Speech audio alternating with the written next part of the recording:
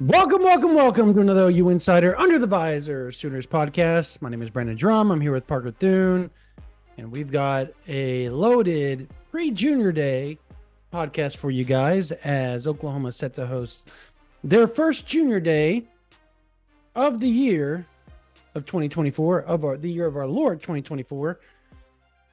As on January 27th, as Oklahoma hosts, there's probably going to be 20 to 30 different types of players, top recruits in the 2025 class that will be in town. There'll be additions, there'll be subtractions. We've got a full list for you guys on OUinsider.com. Tons of notes, whether transfer, whether all kinds of stuff. It's over on OUinsider.com. But Oklahoma's looking to make the first splash of this year for 2025 in a class that, Parker, there's not a lot of room left already. They've got 9 commits. That's almost half the class. Yeah, It's they going to can end only up being take almost half 21, the class. 22. Yeah, 21, 22 total. This class, maybe 23. And obviously attrition could change that. But as we sit here January 22nd, 23 would probably be max, but probably stretching a little bit for this class. I assume 21, 22 will be about where it stops there for Oklahoma as they look to also fill in some spots in the portal. I think you're going to see more portal takes and more, I think, a bigger focus into the portal as Oklahoma looks to make a definitive national title run in 2025 and beyond. Because I think that's where their mindset, obviously, they think they're going to try to compete for a national title in 2024, first season in the SEC, Parker. But the roster is set up to really make a splash 25, 26, 27. And that's just the way it is. So, and it was due to the rebuild in 22, 23. Just how it goes. But their first kind of taste of a big Junior Day, Parker, is this weekend. So let's talk about it. You talked to several guys. What do you want to say here real quick? Yeah, well, I was just going to say, before we dive into all of the Junior Day buzz and start to get into where things stand with several of the prominent visitors, want to remind everybody that this episode of the OU Insider Under the Visor podcast is brought to you by Manscaped. Mm-hmm. Valentine's Day is knocking, and Manscaped is the remedy for what the love doctor ordered. His prescription: the all-new Performance Package 5.0 Ultra, designed to elevate your grooming game and shine like the heartthrob you are. So let's talk about the hero of Valentine's Day, the Lawnmower 5.0 Ultra. This electric trimmer features skin-safe technology, guarding your V-Day treasure against any grooming mishaps. It also comes with the brightest LED spotlight yet. It's brighter than your best romantic smile. Perfect for precise grooming, even in the trickiest spots. And it's waterproof too, making shower shaves a breeze. But hey, that's not everything the Love Doctor ordered. This package also features the Weed Whacker 2.0 nose hair trimmer, Manscaped's liquid formulations, and 2 free goodies: the Shed travel bag and Boxers 2.0. So get 20% off and free shipping with the code OU Insider at manscaped.com. That's 20% off with free shipping at manscaped.com when you use code OU Insider, because your grooming update awaits, ready to charm your Valentine's dates. Manscaped, folks, is the proud sponsor of this edition of the OU Insider Under the Visor podcast. Let's dive into Junior Day. It's a real solid list. It is. I'm trying to pull the list up here real quick for us. It's on OUinsider.com VIP.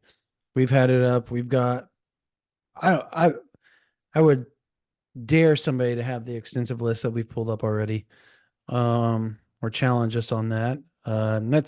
I'm normally not one to pat our own back, but we've done a really good job with this one. Look, here it is. You've had some updates on a few guys, Parker. So let's start.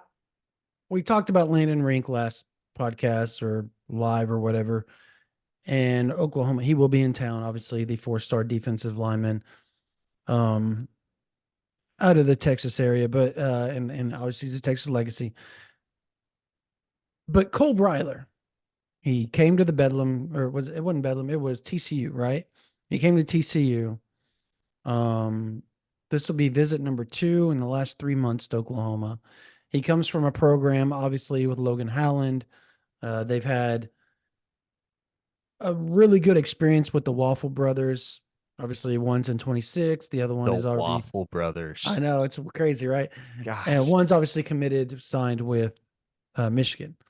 Well, that'll be interesting to see how that plays out. By the way, if Harbaugh, and that's something we'll discuss here a little bit. But I want to talk about the Harbaugh situation. Um, The Waffle Brothers in North. Shoot, you know where the Waffle Brothers need to go is Georgia, because the NIL opportunities for them down there will be the Waffle limitless. House, yeah, Yeah. yeah, true, very true. Anyways, Cole Breiler will be returning again, and Oklahoma seems very, very high on him. He seems very high on Oklahoma. Uh, is it a stretch to say Oklahoma leads right now for Cole Breiler? It is not a stretch at all. I think my only question is, because it's such a small class. See, there are probably like 5 or 6 dudes right now, Brandon, that I want a future cast. Like, I feel good about where OU stands, but I'm like, man, with numbers being as tight as they are, I have no guarantee that Mhm. this guy commits early enough to officially lock down a spot. Because, I mean, we've already kind of seen it with Christian Thatcher, right? Christian Thatcher was all OU all the way. And then guess what happens? Marcus James and Trinae Washington commit within seconds of each other. Ted Roof steps down as the defensive coordinator. And that's it between OU and Christian Thatcher. Not because he didn't want to be a Sooner, because my goodness, man, you want to know how locked in that kid was. I mean, I'll say it. I can disclose this now. He's not going to end up at OU at this point, but um, I I had so many text conversations with that kid over the course of the fall. We texted about pretty much every single thing that happened with regard to OU football, and OU football was we to him. Mhm. I mean, he already viewed himself as an Oklahoma commit, but one thing leads to another. Well, he's a great player. Don't get me wrong. I mean, he's got offers coast to coast, and you understand why. But end of the day, there's not a spot for him in the class right now. And Yeah, so that's the hesitation for me with so many of these guys in the 2025 class for Oklahoma. It's not a question of whether the Sooners are in good standing with a particular prospect. It's about whether they're going to end up on the proper timeline to be able to lock down a spot. That's my hesitation with Cole Breiler, because he has said, he's told me that he wants to wait until after he takes 3 or 4 official visits to make a call. Now, we'll see if that changes when he gets on campus this weekend for the junior day, because I do think Oklahoma leads, and leads by a pretty solid margin. But the timeline, once again, that's what it's contingent upon for me. Is he ready and willing to jump on board before some of his peers at that same position in the 2025 cycle? yeah. You know, when I talked to a few sources about Cole Breiler, and obviously Landon Rink, and um, trying to think of the other few guys that they're in on here. I just went blank. But anyways, but yeah, you look, those two in particular are, I would assume, guys that Oklahoma has pinpointed, and they're both obviously going to be in Norman. Then you've got Isaiah Campbell, obviously out of North Carolina, and there's a few other, spattered around the country. And Oklahoma's really trying to figure out how they want to attack this 25 class, particularly on the defensive line spot. Uh, and look, they're out doing evaluations. The coaches are out all over the country right now.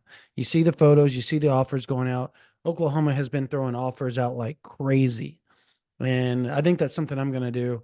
I've been kind of marking down every offer that goes out in 25, 26 as of late. And I think that's something I'm going to break down on OU Insider, just kind of show everybody where Oklahoma is putting the most emphasis, at least early on in both those classes, as far as offers go. And you kind of see that, right? Like there hasn't been a ton of defensive line offers thrown out. And the reasoning is one, the 24 class was they brought 5 dudes in. They brought, I think, 3, 4 guys in 23. They brought the same amount in 24 or 22. And then you've got the spattering of transfer portal guys that they seem to be going after. And or you can kind of get a sense that Oklahoma is going to look at the transfer portal after the 2024 season ends at defensive tackle. And not because they feel like they're shorthanded, but it's more or less the class of 25 across the board, nationwide, at that particular position is not remotely close to what it was in 24, and not close. And I think that's what's going to make one, the transfer portal super competitive after the 24th season for defensive tackles, more so than probably it's been in a while. And I think on the flip side, you look at it, and Parker, the offensive line just seems like new names pop up all the time because in 25 offensive line, it's just so deep in that class.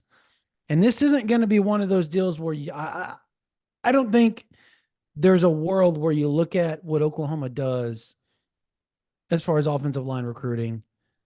And you can break down some of the names, Parker, if you want to after this. Where people feel that Bill Bedenbaugh is shorthanded them once again. He did a really good job in 2023. In 24, he did a really good job in 2024 as far as bringing those 5 guys in. He's got 3 transfer portal guys. He's brought in 8 new players to that roster, into that depth chart within a matter of months. And I think he's going to do the same in 25. I think 25, but it's going to be big names is how I feel like it's going to end up. And Parker, I don't know. Maybe I'm overreading it here, but I think what Oklahoma did on the defensive line in 24 is what you're going to see in 25 on the offensive line. Is that a stretch to you? No, I don't think that's a stretch. I think the Sooners have I mean, if you look at the scholarship chart that we have over at ouinsider.com, it's a tale of two sides as it pertains to the trenches, because the Sooners, in terms of sheer numbers, are really, really deep on the offensive line. Defensive line, especially on the interior, it's a different story. Even on the edge, you do have some young guys here and there, but you also have 3 guys off the top of my head, Ethan Downs, Trace Ford, and Caden Woolard, that are done after the 2024 season. So there is less depth in the defensive trenches than there is in the offensive trenches. But obviously, we know the game at this point. Anybody who's followed recruiting for any amount of time understands what happens with offensive linemen, Brandon. There is a tremendous turnover rate, right? Because the guys that can't crack it for Bill Bedenbaugh aren't guys that are going to sit around for 4 or 5 years for the most part. Like, you get a Bray Walker, you get a Nate Anderson every now and again that's content to just kind of bide their time and see if they can make it work, and respect to them for doing so. But you'll see a lot of offensive linemen hit the transfer portal these days if they're not playing meaningful snaps within their first 2 or 3 years of being on campus, and they haven't earned that starting role. Savion Byrd is a great example, right? And I mean, he had other reasons to hit the transfer portal besides that, but that's just one example off the top of my head of a guy who, he runs up against a situation where he has no clear path to playing time, because at that point when he hit the portal, he was blocked by Caden Green, and a guy like that is going to look for an opportunity elsewhere for the most part. And so even though the Sooners have such enormous numbers, when you look at the youth, the underclassmen on the offensive line, it's a position group where ideally you would like to err on the side every single year of taking too many as opposed to not enough. Because, it's not, and I think most fans would agree with this, you'd like to get to a point where you don't have to go and find a starter in the transfer portal. You'd like to get to the point where the guys that you do pursue in the portal are just depth. You're addressing, well, you're not necessarily addressing needs as much as you are pursuing luxuries. And The Sooners have to replace all 5 starters going into 2024, and that's a challenge in and of itself. But there's going to be a continual effort, and I think there's some of the pieces already in place there, such that 2-3 years from now, once the Sooners get firmly established in the SEC, they're going to be able to roll out an offensive line that is homegrown, guys that Bill Bedenbaugh has developed from the time that they enrolled at the collegiate level. But they're not there right now. And we all kind of understand that. It doesn't help when you lose 2 guys early to the NFL draft. And that's one aspect of it where you look at it and you're almost like, well, Bill Bedenbaugh, sometimes he's too good for his own good, because Tyler Guyton and Andrew Rame are developed enough and they have been successful enough and they have a long enough resume that they can go and pursue a future in the NFL and cash in whatever eligibility they have remaining. So it's a combination of, losing guys early to the draft, which has happened repeatedly for Bedenbaugh over the years. And also you can set your watch to it like clockwork, and it's not Bedenbaugh's fault. It's just one of those things that happens with offensive linemen. Not everybody pans out. It's a hard position to evaluate. And what's refreshing to me is I was talking to a source a while back about Bill Bedenbaugh and his recruiting efforts. And that source told me, man, Bill doesn't care what anybody else thinks. He knows he's the best at what he does. He knows nobody else knows a dang thing for the most part about evaluating offensive linemen. And he's the type of guy that's going to trust his evals. And so you like to hear that from a guy like, about a guy like Bedenbaugh, who is so old school and so hard nosed and such a throwback type of coach, but legitimately somebody that does not care what anybody else thinks. He's just building his room how he sees fit.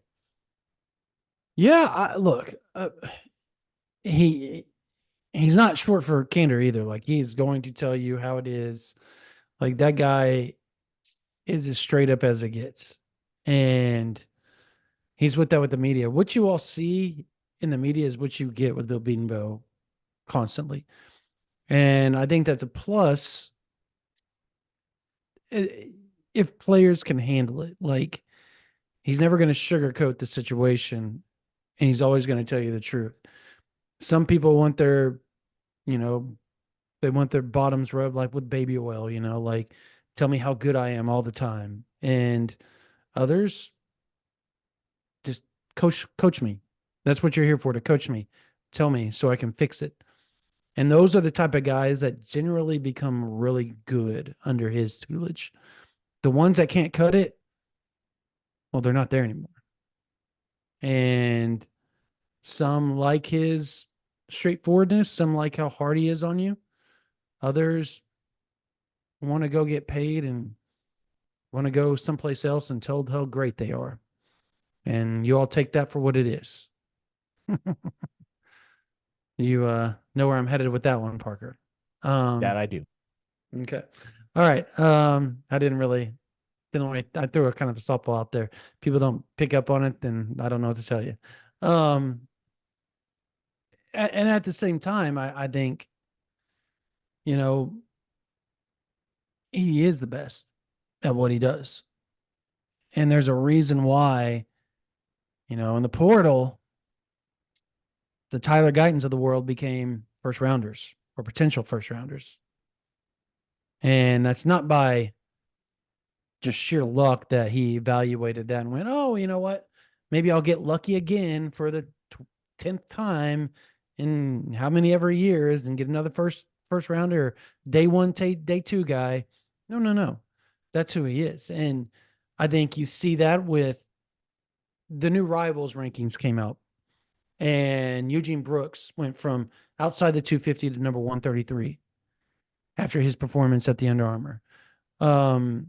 There's a chance that Daniel Akinkumi, when they do the outside the 250 and they re-rank them and they give extra guys 4 stars, there's a chance that he gets a 4th star. I'm not going to 100% say that's going to happen, but there's a chance. It's something that we've pushed. If it happens, it happens. If it doesn't, it is what it is. The kid's already on campus, so it doesn't matter. Eddie Pierre-Louis, number 33 overall player in the country, or number 34, excuse me. He was 2 spots from being a 5-star. 2 spots from being a 5-star. And he signed with Oklahoma. And so there's this idea that he does best with guys that you have to develop. And that may be true. But the lunch pail guys, and I know that's fans make joke of that, oh, he's a lunch pail guy. He always works hard, all that. But that's really what Bill Beatenbow has built his legacy off of, is making those type of guys and making them reach further than they thought they could, and becoming that first rounder, that second round, third round pick, and becoming all pros down the line, all Americans. And he's got plenty of those. He's had plenty of those in Norman. And I think when you look at the transfer portal guys, and look, Spencer Brown, good feet, just very, very, he's not real technical yet. And that's where I think Bill Beatenbow is going to help, is his making him more technical with his athleticism, get him to have better feet than he already does. I think when you look at, Tarquin, he's going to put him in the best position. He's not going to play him out of position. He played out of position at USC. At Florida, he was a good player. There's a reason why he was so highly sought after when he hit the portal after being at Florida and all the coaching change. So, and then you got Fabici Nawawu. And all these guys, mind you, or at least Nawawu and Brown, are in the top 200 players in the portal. So, like, they are good gets. Now, Tarquin, after his USC season, he wasn't rated as high. And probably rightfully so. But if he was rated super high after his Florida year, and that's because he was really good at Florida. And it's a shame he didn't end up in Norman the last time around. Third time's a charm, Parker. And then you've got Geirean Hatchett, who's ranked up there really high, has a chance to be really good. But we'll see if he doesn't end up back in Washington. I don't know, with his brother. I don't know. That's kind of what it feels like to me is going to happen. Like, it feels like Gino Vandemark all over again. It does, but I can't confirm that because, he hasn't made a decision. He literally said, I had a blast on my visit. I love Oklahoma. I always love Oklahoma when I go to OU. It's just a matter of meeting with his family. His brother, unfortunately, couldn't make the trip. And whether that's a win or a loss for Oklahoma at the end of the day, I don't know yet.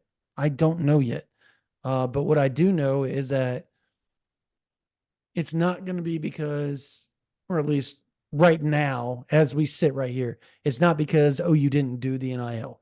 They've done that. It's not because of Bill Beatenbow. The Hatchets love Bill Beatenbow. There's a reason why they continually look at him every time they have a chance to reevaluate their situation, whether it's with Landon, whether it was Geirean. Oklahoma's always been at the top and or second with them. So it's all timing. Sometimes timing just doesn't work in your favor when it comes to that type of stuff. And that would be unfortunate because Oklahoma could really use Geirean Hatchett. And if you added him to the young but yet talented offensive line and the experienced guys of Sexton, Brown, Tarquin, Fabici, Nawawu, and then obviously Everett, you've got a decent offensive line to go into that, or on paper, and one that you think Bill Beatenbow can really build up and make good by the time September rolls around. But it has to happen first, and that's something we're watching closely. And I know people want to know about Geirean Hatchett and where things stand, but he just left. He's only been gone away from Oklahoma for about 24 hours as we sit here and we record this. He has, or 36 hours, and he's had meetings, I believe, with Washington, and I don't think there's another visit in mind. I think they would like to have a decision made by the end of this week. We'll see how it turns out, because if they don't they have to make a decision by the end of this week, because both Washington and Oklahoma, you have to make a decision, obviously, because the spring semester, right? So there's a lot of moving parts here, and we'll see how it plays out. Hopefully we'll have an update here in the next 24, 48 hours on AU Insider where that thing stands. But the new rivals ranking came out, Parker. And I think there's 11 or 12 Oklahoma players in the top 250. David Stone led everything, obviously, being the number 5 overall player in the country. I think the second highest was Eddie Pierre-Louis at number 33. And then after that, you had Taylor Tatum. You have who else was in the top? You had Nigel. You had um, Danny Okoye, obviously Eugene Brooks, Hawkins, Mitchell, Jaden Jackson. Like they that class was, I think, balance wise, Parker, it may have been one of the more balanced classes Oklahoma's reeled in a while. Yeah. It's a highly balanced class. It's a very talented class. I mean, it is a deep class overall in the sense that they have 27 scholarship guys, but it's Mhm. also deep in terms of, well, and maybe deep isn't the right word, but would you rather have 5 top 100 guys and then a bunch of 3 stars, or would you rather have 15 guys that are in the top 250, 300? What I appreciate about this Oklahoma class is that it's not only balanced, it's not only talented, but at seemingly every single position across the board, you have at least one, if not multiple dudes that are bona fide, unquestioned blue chips. And look, Mhm. it is not often that I'm going to get on a soapbox about one individual player's ranking, but I will say this. I understand that the goal is to project to the NFL draft, right? So we don't get a definitive answer on whether these guys live up to their billing as recruits for at least 3 years. And that's part of the Mhm. reason, I don't want to put a freezing cold take out there. End of the day, a million things can happen over the course of a collegiate career that can dictate the outcome as to where they fall when the time comes for them to enter the draft. But I I truly do not believe that there is any way you can look at what Michael Hawkins did as a senior and not have him in the national top 200. And Rivals is the only outlet that does. And good on our guys for that, because regardless of where he ends up in the draft one day, again, I understand that that's the ultimate projection. But for instance, if you're going to take a guy like DJ Lagway, who undeniably had an exceptional senior season, and on the strength of what he did as a senior, elevate him to number one in America amongst quarterbacks, but your opinion of Michael Hawkins isn't going to be altered even a little bit, and his ranking isn't going to be altered even a little bit after he accounted for over 50 touchdowns and turned the ball over all of 4 times as a senior, then the logic is flawed. It's Mhm. inconsistent, and I disagree with it. Yeah, I'm with you on that. I think he did what he did his senior year was exceptional. It was a second year that school even had a football program. Second year of the school's existence, I believe, as well. So for him to do what he did after transferring to Frisco Emerson and taking them, I think, to state semis, correct? Took him all the way to the state semifinals. Yes. That's pretty impressive. And statistically speaking, I think he had like 3 or 4 interceptions total, and he had 50 plus touchdowns. So you look at that, and the dude threw for 3,000 yards and ran for over 1,000. And, when you're looking at 50 total touchdowns and barely even a handful of interceptions, that's a stupid stat line. It's just straight stupid. And anybody that wouldn't watch him play in person knows that he put on a show and is one of the more electric players in the 24 class, regardless of position. So I like the fact that we ranked him where we ranked him. I also thought it was really interesting that um, I believe Oklahoma had 28 commits, right? And of those 28 commits, 2, 3, 4, 5, 6, 7, 8, 9, 17. No, excuse me. 19 of them were 4 or 5 star. That is one hell of a class. You talk about depth. And the weird part is, Parker, is the 3 stars. I'm gonna name the 3 star guys, okay? This is the crazy part. Andy Bass, KJ Daniels, Isaiah Autry, James Nesta, and all right, I've already named 3 fringe 4-star guys right off the bat, like very close to 4 stars. I truly believe that had Andy Bass not injured his ACL and meniscus in the state title game, he would have gotten that 4-star. I was pushing I so hard for it, but it was agreed. hard to get over that hump after the injury, understandably. Wyatt Gilmore is another fringe guy that I think is going to be close to that 4-star range, if not 4-star, I when the believe final rankings. Nesta, Gilmore, and Autry are all 4 stars on other services They too. are correct. They are. And Akankumi and Zerbrug and Asosa. Those are your 3 stars. And the weird part is they were big deals when they were commits because they're really good players. Like they're not those 3 stars you're looking like, yeah, okay, whatever. They're spot fillers. These guys are probably going to come in and they may not play year 1. I think some of them will, but year 2, 3, these are going to be big time contributors, big time players for the university and the football program. And that's where I think Oklahoma is winning the game. Everybody's NIL, transfer portal, all this, blah, blah. No, what Oklahoma's doing is they're evaluating better than everybody else. Reggie Powers was a guy that Oklahoma went in, and yeah, he was committed to Michigan State, but they were recruiting him the whole time. We're like, we love that guy. We think he can be a really good player. And when everything went down in Michigan State, they pushed hard to make sure they could get him added to that safety room.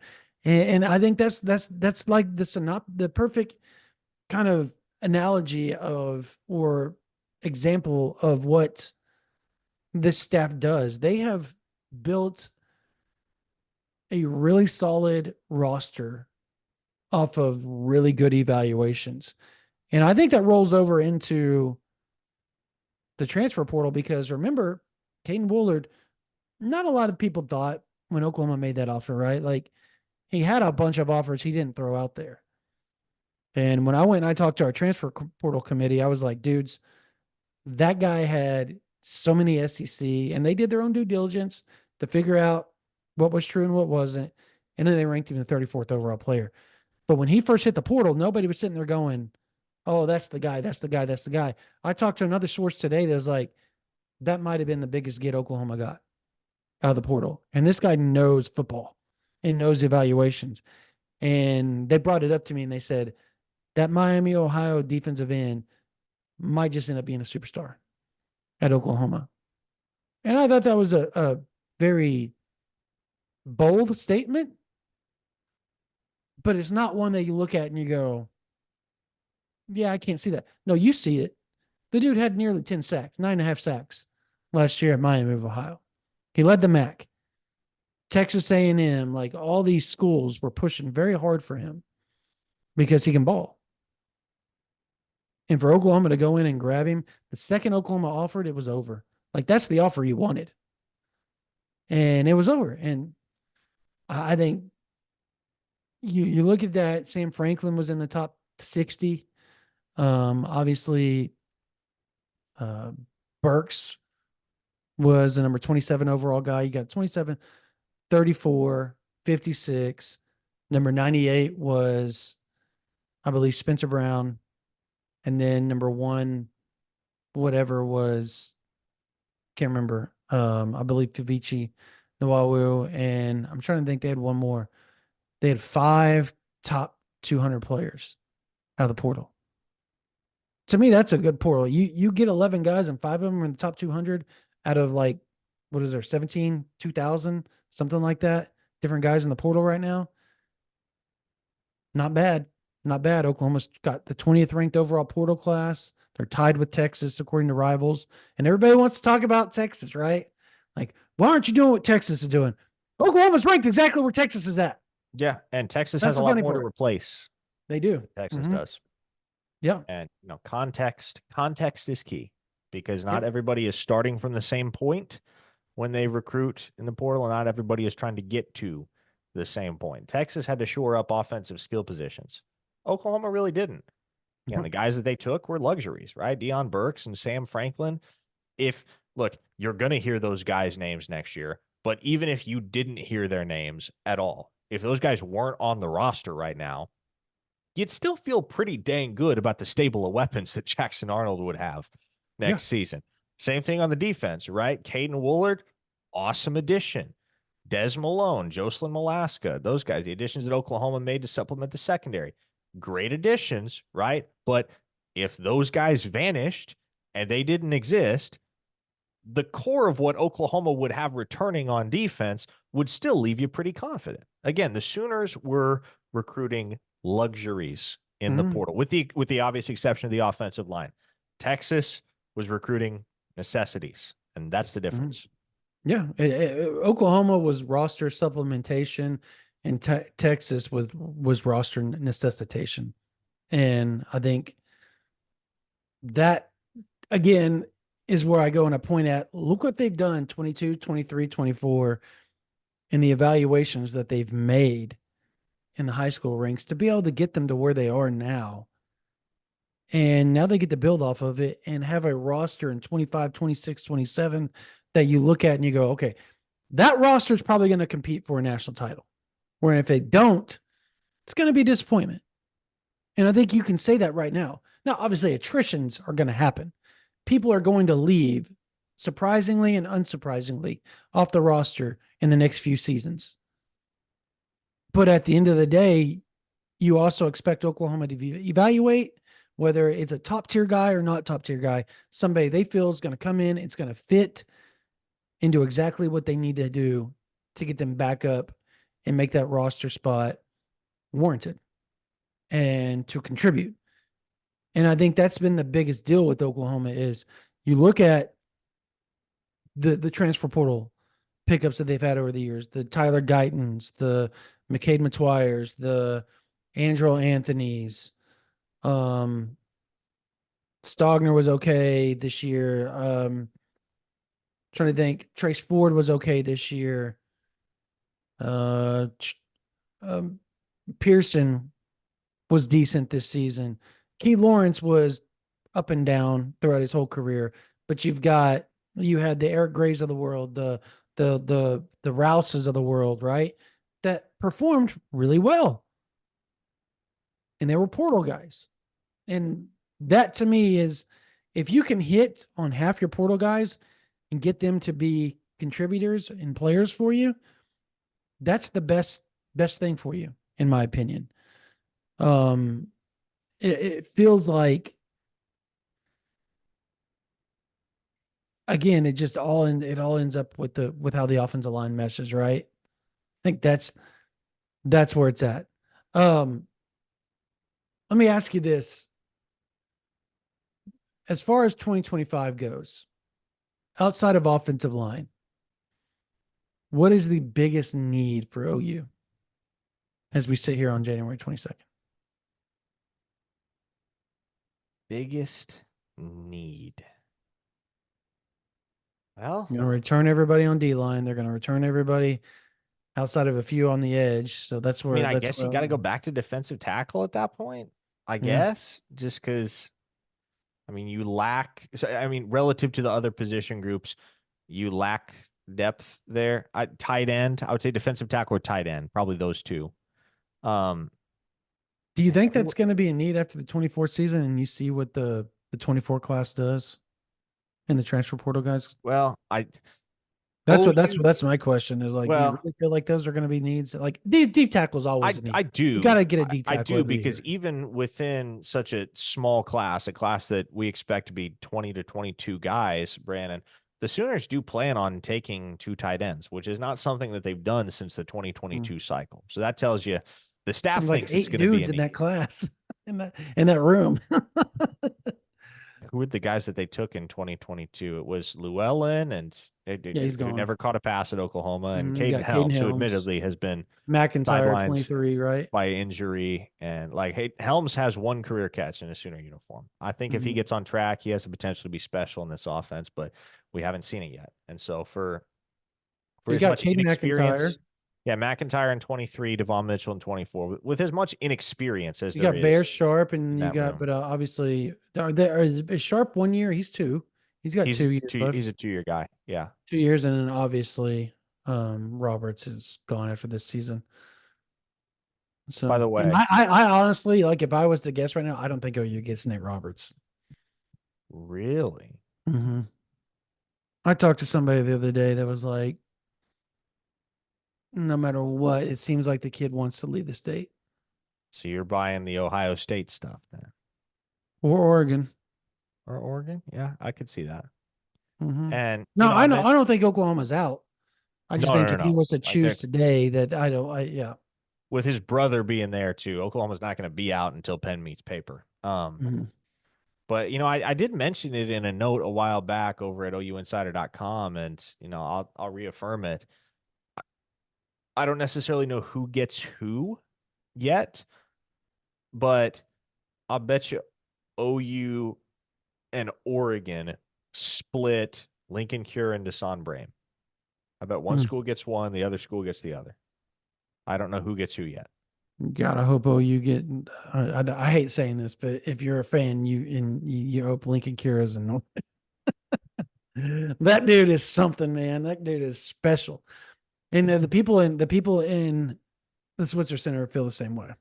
They think that guy has a chance to be downright nasty at the college level. So, I mean, if I were Brent Venables, I would buy a vacation home in Goodland, Kansas, just to make sure that you were as close to the action in that recruitment as possible, all the way up to the end. Because that, like, you want to talk about a one of one dude in this mm, class, that is Lincoln Cure.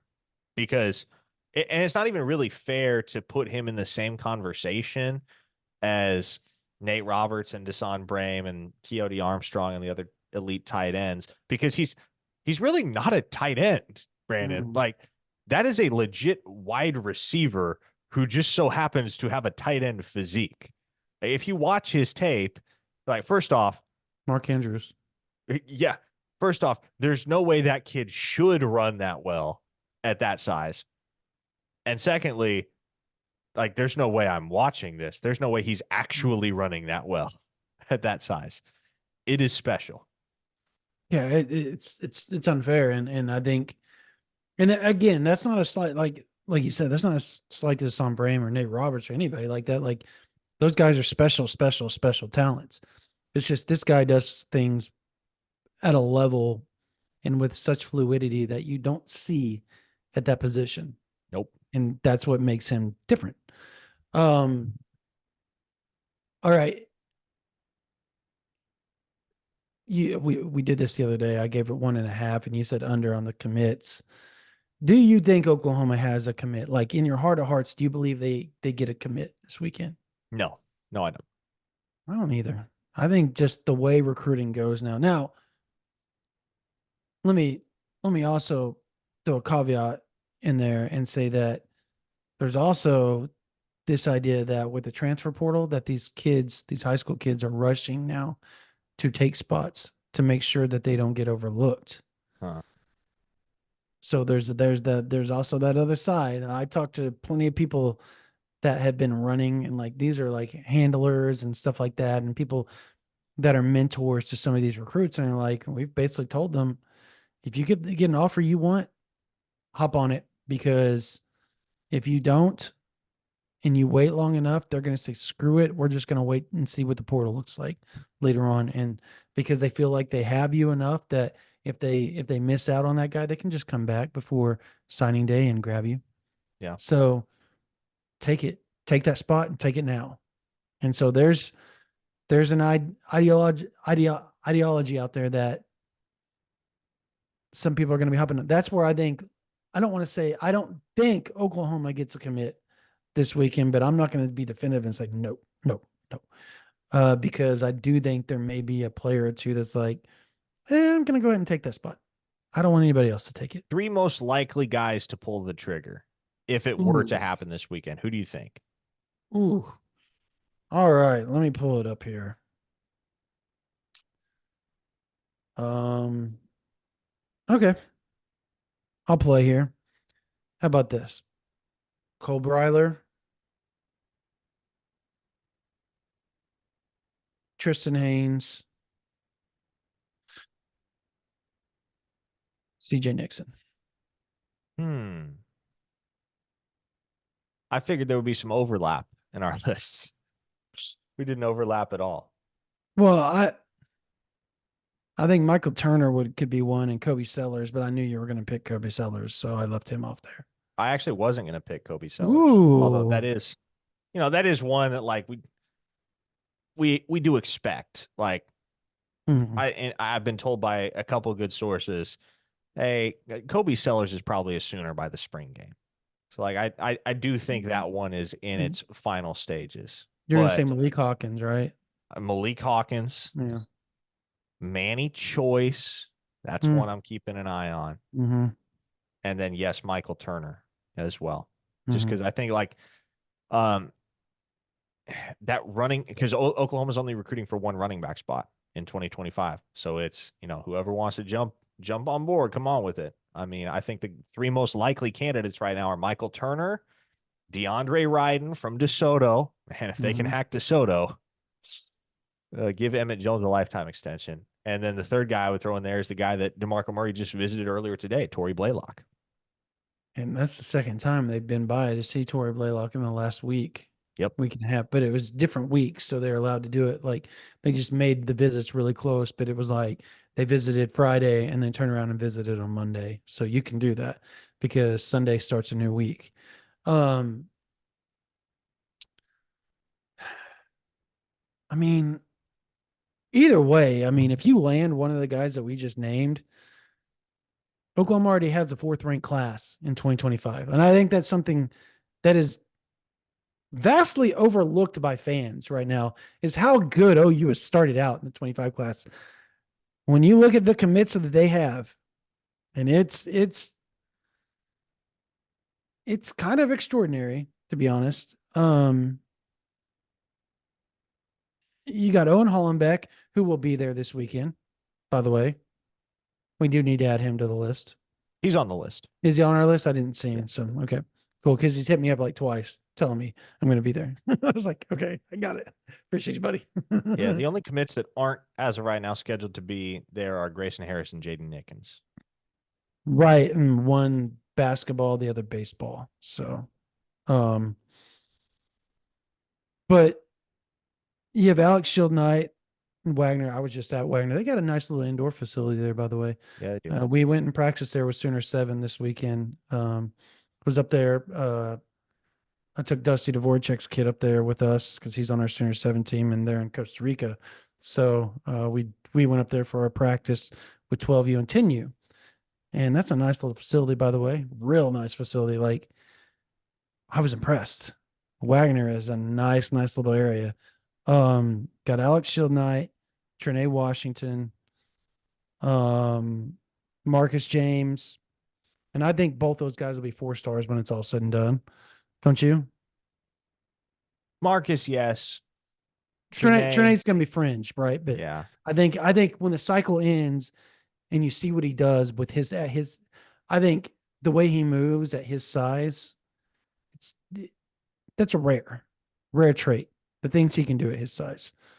Obviously Jaden Nickens, Elijah Thomas, Kamari Moore. That's a guy I do think will be a 4-star. Kamari Moore. He's a 3-star right now. 4-star. yeah, that's a You bad saw him in dude. person. That's a bad dude. Yeah. His height may catch up. I think that's the one thing that holds him back. If he was 6'2" instead of 6'1", this wouldn't even be a discussion. That's the weird part about it. That 1 inch makes such a. But he's got the longest arms for a 6'1" dude. Like those things are long, and he gets inside on those interior offensive linemen. It's over. Yeah, he's a problem. He's a problem. That's a blue chip dude. Yeah, Grayson Harris, Kevin Sperry. Really solid 2025 class. Really solid 25 class. You just add one, you're probably ranked second or third, as long as it's a 4-star. That's the impressive part. In January, you can already have double-digit commits and be ranked so high.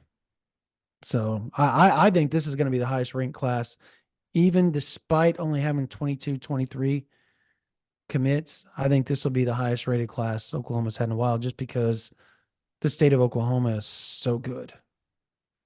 And I think that's what's going to make the difference. So anyways, all right. if you want to stay up to tune on everything, we're going to have the junior day stuff for you all over, obviously, OU Insider VIP. So make sure you go sign up right now. Parker's got 2 4-piece nuggets up there that's got updates on 8 different targets. I've got a mailbag with there's I think 12 questions answer, and I go in extensive answers on who Oklahoma is probably going to get in 25 and who I feel they're going to get in 25 offensive line, all that players' names to watch, transfer portal stuff. We discussed NIL in depth, and I mean more in depth than you could imagine on here as far as breaking down the money they have, who's doing what with what, all that type of stuff, and how they should move, how they're going to move forward, and how they're trying to move forward on OU Insider. We have all that for you in the mailbags and the 8-piece nuggets, or the 4-piece nuggets that Parker's put up, which is total of 8 different targets and updates. We've got a bunch of basketball. We got the season review positions going on. Obviously, Oklahoma plays Texas tonight, so Jesse Brody will have that covered for you guys. And we've got a ton of different content for you on OU Insider VIP, that daily conversations. You can start your own thread. We'll talk to you. I got a chat that's going to start up here pretty soon. All that right there, OU Insider VIP, where thousands and thousands and thousands of OU fans talk daily about all things OU recruiting, football, basketball, baseball, softball, whatever. We're going to have it all covered for you, OU Insider VIP. Or you can also subscribe right here to this YouTube channel. It's obviously free of charge, and we love the guys that subscribe. You watch our videos. It helps us know what you enjoy, what you don't enjoy. And we're going to try to add more content. We've got some things we're working on that you all are probably going to really, really love. And on top of that, we bring information to you guys daily on all things OU sports, recruiting, all that right here, OU Insider YouTube channel. All right. That's going to do it for this version of the OU Insider Under the Visor Sooners podcast. For my man Parker Thune, my name is Brandon Drum. You guys have a blessed day.